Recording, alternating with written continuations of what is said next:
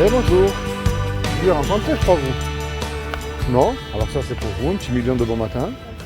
Enfin, fin de matinée on va dire. Alors moi je fais le reportage YouTube, je suis youtubeur. Donc je viens un peu filmer les jeunes, parce qu'on ne vient plus trop les voir aujourd'hui. Et la grande question que je me suis posée, c'est qu'est-ce qu'il y avait après la mort? Et c'est ce que je demande aux gens dans la rue, surtout aux jeunes. Qu'est-ce que vous croyez après, quoi? Est-ce que par exemple ça continue? Ça s'arrête? Qu'est-ce que vous croyez, vous? Parce que la mort, on y va tous, hein? Ça dépend des croyances. Ouais, voilà. D'accord. Qu'est-ce que vous croyez alors, vous? Nous, on est chrétiennes, donc on D'accord. croit qu'il y a une vie après la mort. D'accord, comme moi. Alors, si vous êtes chrétienne, c'est que vous savez que vous serez jugé aussi par rapport au bien et au mal que vous aurez commis sur terre, toutes les deux. Donc, c'est que vous croyez en Dieu et au paradis et en enfer, alors. Oui. Donc, comment est-ce que vous savez si vous faites du bien ou du mal aux yeux de Dieu? Comment est-ce que vous le savez? En soi, on est tous pécheurs d'un côté, quoi. D'accord. Donc après, c'est à nous de grandir et de faire en sorte que genre Dieu il nous pardonne D'accord. avec nos erreurs. Alors, on va voir comment vous allez faire. Moi, je ne vous juge absolument pas du tout. Je ne suis ni témoin de Jéhovah ni rien de tout ça, un simple chrétien, pas plus. Et je ne remplis pas les bancs des églises. Si vous y allez, c'est très bien, mais ce n'est pas mon but non plus. Il y a une loi que Dieu a gravée dans notre cœur. Et cette loi, c'est les 10 commandements. Et elle est merveilleuse, avant que je vous l'annonce. Elle montre que vous et moi, on ne pourra pas se juger, puisque je n'aurai pas le droit de vous juger sur les commandements que je vais vous annoncer, que moi-même, j'ai cassés. Donc moi, j'ai cassé toutes les lois, divines et non divines. Hein. Ça, c'est annoncé d'avance. Et je ne vais même pas aller jusqu'à 10, vous allez voir. Il y a un commandement qui dit « Tu ne mentiras point ». Est-ce que ça vous est déjà arrivé de dire un mensonge? Comment on appelle quelqu'un qui ment? Très bien. Il y en a un autre qui dit « Tu honoreras toujours tes parents ». Attention, il y a un piège là. Est-ce que vous êtes sûr que vous les avez toujours honorés? Non. Je pense que la crise de l'adolescence, on l'a tous un petit peu fait. Hein. Voilà. Il y en a un qui dit « Tu ne voleras point ». Est-ce que vous avez déjà volé quelque chose? Peu importe la valeur. Alors voler, vous savez, ça ne veut pas forcément dire piquer une voiture ou un magasin. Si vous allez sur les réseaux sociaux, sur YouTube par exemple, vous téléchargez une musique qui ne vous appartient pas sans la payer. Ok, oui. Ah oui. Imaginez toutes les deux, vous êtes artistes et moi je fais un copier-coller de votre chanson. À vos yeux, c'est du vol. Ouais. Il y en a un qui dit tu ne commettras point d'adultère. Mais Jésus a dit quiconque a regardé un homme ou une femme avec de la convoitise a déjà commis un adultère dans son cœur. On a tous regardé un homme ou une femme avec de la convoitise, un désir. Alors, si Dieu est juste, parce que Dieu est amour, c'est vrai qu'il nous a créés, il est juste. S'il n'est pas Dieu, il s'en moquerait de cette loi, mais il est Dieu, c'est lui qui l'a donné. Donc, à ses yeux, est-ce que vous êtes coupable ou innocente là? Face à la loi, vous comme moi, que vous avez admis ce que vous avez cassé. Et voilà, c'est l'enfer ou le paradis alors? Ça fait quelque chose à le dire là. Et oui, c'est pas comme si que vous faites, je sais pas moi, 15 ans de prison, et puis coup vous avez fait les 15 ans, vous sortez. Là, c'est éternel. Et vous voyez pourquoi elle est merveilleuse cette loi? Parce qu'elle nous met tous au pied du mur, y compris le religieux des religieux. Hein. Montrez-moi un être humain qui pourrait dire Seigneur, moi tu me donnes le paradis, j'ai jamais menti moi. Y compris pour faire du bien, je parle, hein, ça n'existe pas ça. Et ça, c'est le diagnostic. En fait, ça nous montre que on est né et conçu dans le péché. C'est le péché qui nous éloigne de Dieu et puis qui nous y envoie en enfer. Mais ça, c'est la mauvaise nouvelle. Moi, je vous amène une très bonne nouvelle à bon matin quand même. Est-ce que vous savez ce que Dieu a fait pour vous il y a 2000 ans pour vous éviter justement d'y aller en enfer? C'est donné à moi. Eh oui. Oui, c'est sacrifié pour nous. En fait, Dieu a pris une forme humaine qui est Jésus, le vrai, le Christ qui a existé, parce que tout le monde a le sien. Hein. Moi, je parle du Jésus de la Bible. Et il a dit quiconque croit. Il n'a pas dit de faire. Il n'a pas dit d'aller faire des études de théologie, d'allumer un cierge. Il a dit de croire que Jésus est le Fils de Dieu, qu'il est ressuscité du royaume des morts le 3e jour.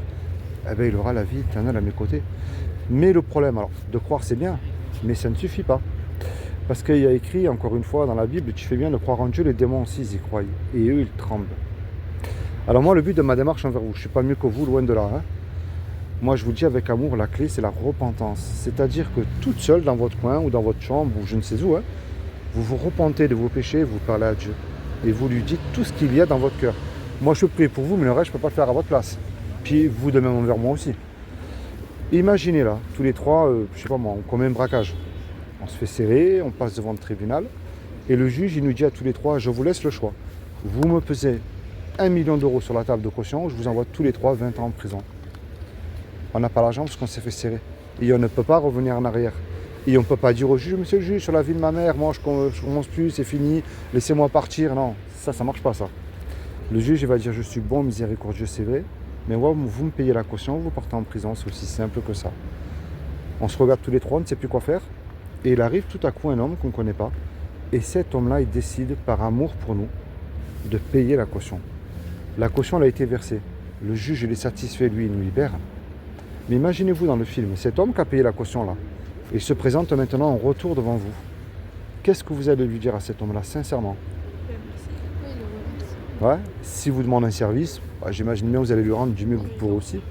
Est-ce que vous voyez c'est quoi l'image que je viens de vous donner là? C'est un petit mot que vous avez dit tout à l'heure. C'est ce que Jésus a fait pour vous sur la croix. Eh oui, il y a 2000 ans, pour vos péchés.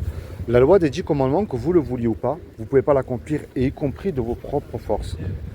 Je ne sais pas si vous avez des frères et sœurs, mais s'il fallait mentir pour leur sauver la vie, la question ne se pose pas.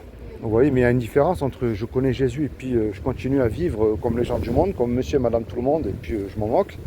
Puis je connais Jésus, puis j'essaye de toutes mes forces de mettre en pratique ce que lui-même me demande de mettre en pratique. Je prends le mensonge, c'est plus simple. Vous êtes déjà là, si je mens, mes parents, mon prof, mon petit ami ou je ne sais qui, je m'en fous, hein, personne ne le sait. Mais je ne peux plus me comporter comme ça parce qu'il m'accorde le paradis gratuitement. Alors peu importe ce que ça me coûte, je décide de ne pas mentir et de le suivre, lui seul. Après, je ne dis pas que tout ira mieux, hein. Je serai un gros menteur là. Mais c'est après moi qui m'intéresse. Parce que vous êtes jeune et la mort, elle peut arriver à tout moment. Mais la grande question, est-ce que je suis réellement réconcilié avec Dieu? Ou est-ce que je vais passer l'éternité? Parce que le purgatoire, ça n'existe pas. Hein. C'est l'enfer et le paradis et le jugement. Et après, c'est éternel. Vous voyez? Est-ce que vous avez une Bible tous les deux, à la maison, à vous personnelle? Oui. Et lisez-la tous les jours, mettez-la en pratique dans votre vie de tous les jours. C'est ça qu'il demande. Vous êtes étudiante, mettez Jésus dans vos études. Vous êtes en couple, mettez Jésus dans votre couple. Ça ne va pas avec vos parents, mettez Jésus au milieu, c'est ça qu'il demande. Parce que c'est la chose que lui il veut, c'est être avec vous tous les jours. Et c'est ça moi que je vous emmène. Aujourd'hui, c'est pas une religion, parce qu'on en a fait une religion, c'est plutôt une relation personnelle. Pourquoi je dis personnelle? Parce que malgré notre différence d'âge, vous avez peut-être subi vous des tristesses et puis des colères que moi je n'ai pas eu. Mais vous avez aussi des joies que moi je n'ai pas eu.